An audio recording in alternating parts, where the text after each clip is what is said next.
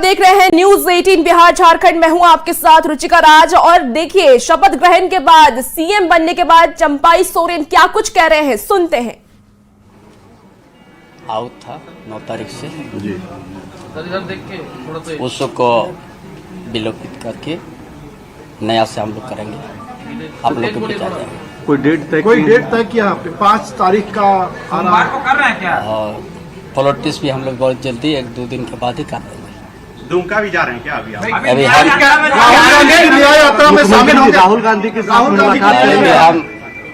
राहुल गांधी थोड़ा जोर से बोलिए। राहुल गांधी की न्याय यात्रा में शामिल होंगे और झारखंड दिवस दुमका में भी शामिल होंगे। हेमंत सोरेन जी से भी मिलने जाएंगे आप? मिलेंगे। हमारा ईडी ने हालांकि कस्टडी में ले लिया है। हमारा दल का नेता है और उनका कामकाज के पीरियड में बहुत उतार चढ़ाव के बीच में सबसे बढ़िया काम किया हेमंत सोरेन ने। यहाँ का विकास के ऐसे ऐसे योजना ने शुरुआत किया है। हेमंत सोरेन ने दूसरों राज्य को उसको अपनाना पड़ा। इसीलिए हमारा एक युवा सम्राट कर्मवीर हेमंत सोरेन न्याय की लड़ाई में है, निश्चित सफल होंगे। ठीक है, देखिए ये चंपाई सोरेन जो है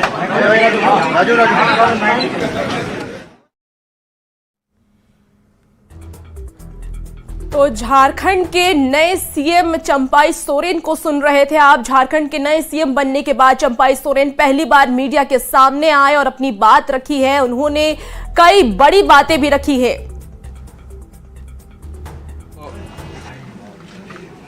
शुभकामना देता हूं झारखंड प्रदेश के सभी पहलू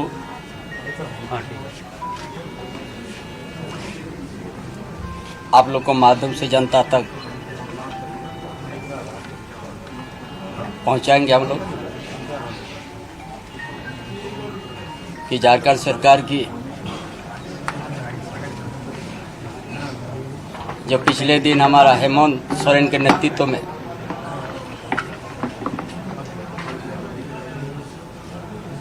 चार साल जो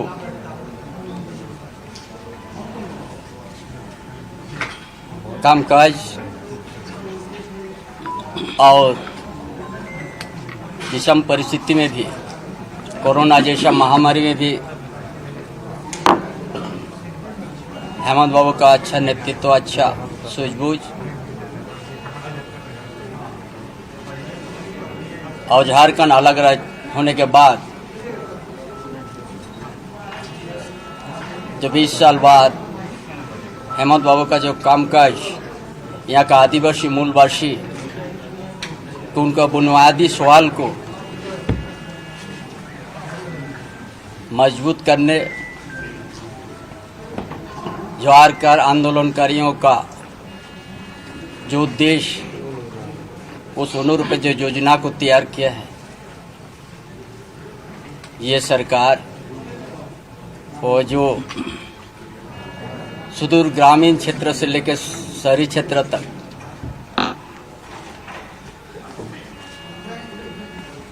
जो वर्षों से ये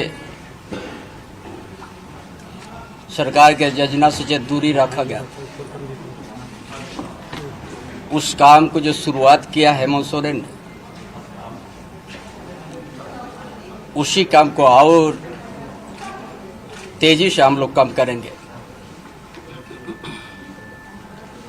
ताकि यहाँ का ग्रामीण क्षेत्र हो चाहे शहरी क्षेत्र हो, हर वर्ग, चाहे किसान हो, छोटे किसान हो, मजदूर हो,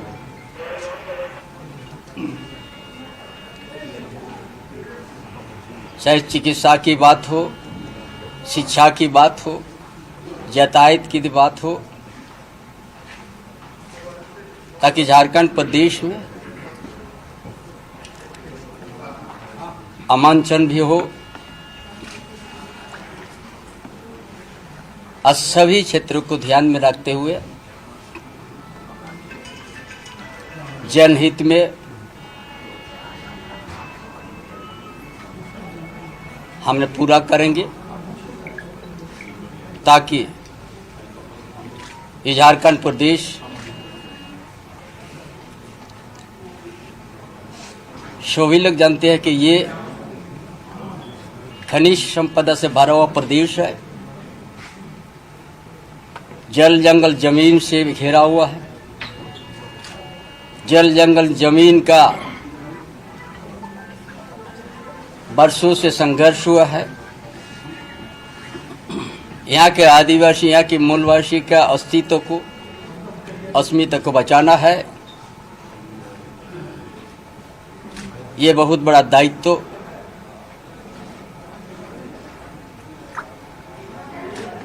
जो हमको मिला, उस दायित्व को अच्छा से निभाएंगे और जो भी विपक्ष की ओर से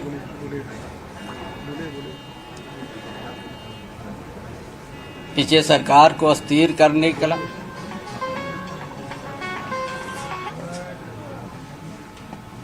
और उनका जो विपक्ष का जो अस्थिर करने को सोचा है, ये हमारे गठबंधन सरकार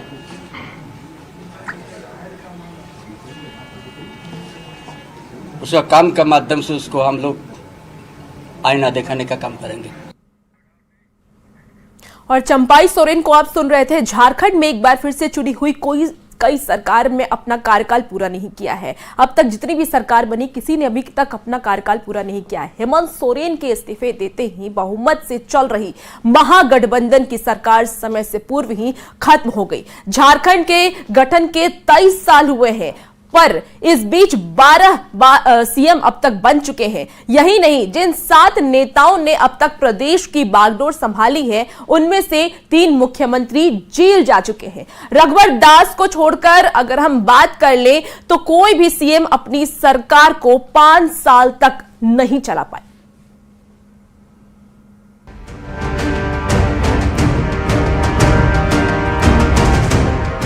करीब 4 साल तक सरकार चलाने के बाद कथित जमीन घोटाले में घिरे हेमंत सोरेन को मुख्यमंत्री की कुर्सी से हटना पड़ा। हेमंत सोरेन की गिरफ्तारी के साथ ही राज्य में बहुमत से सरकार बनने के बावजूद कार्यकाल पूरा नहीं करने वाले मुख्यमंत्रियों में हेमंत सोरेन का नाम भी शामिल हो गया। नवंबर 2000 को अस्तित्व में झारखंड आया था।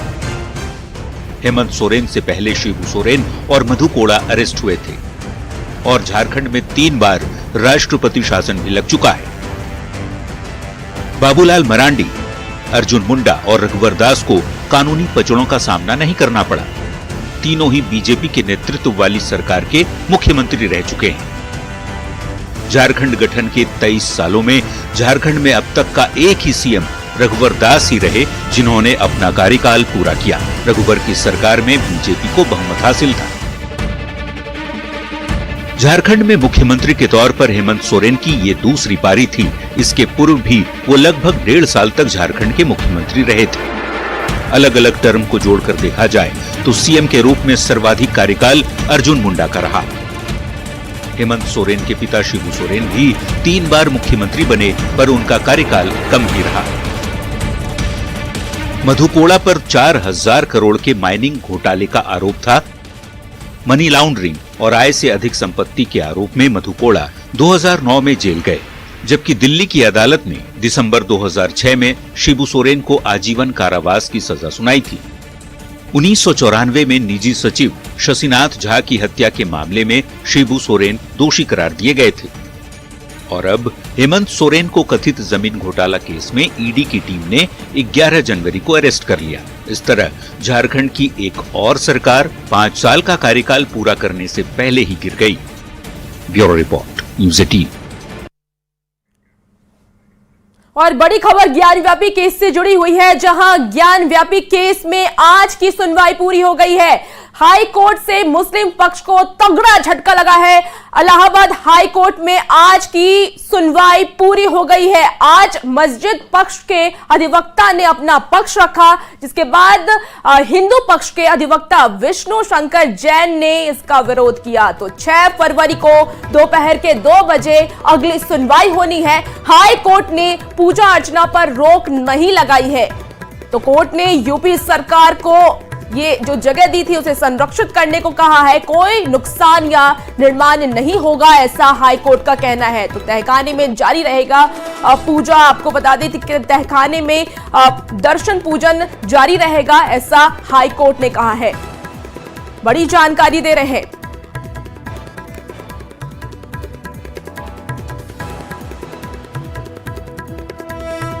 तो ज्ञानव्यापी मस्जिद में नामजियों के जुम्मे की नमाज खत्म हो गई है। आपको बता दें कि नमाजियों के जुम्मे की नमाज है वो खत्म हो चुकी है। करीब 1700 नमाजी मस्जिद में पहुंचे थे। बाहर सुरक्षा के कड़े बंदोबस्त किए गए थे। शांतिपूर्ण ढंग से संपन्न हुई है जुम्मे की नमाज। तो ज्ञानव्यापी मस्जिद में नमाजियों के जुम्मे की नमाज खत्म हो चुकी है। करीब 1700 नमाजी मस्जिद में पहुंचे थे और बाहर सुरक्षा के कड़े बंदोबस्त किए गए थे। शांतिपूर्ण ढंग से ये जुम्मे की नमाज संपन्न हो चुकी है। तस्वीरें आपके टीवी स्क्रीन पर।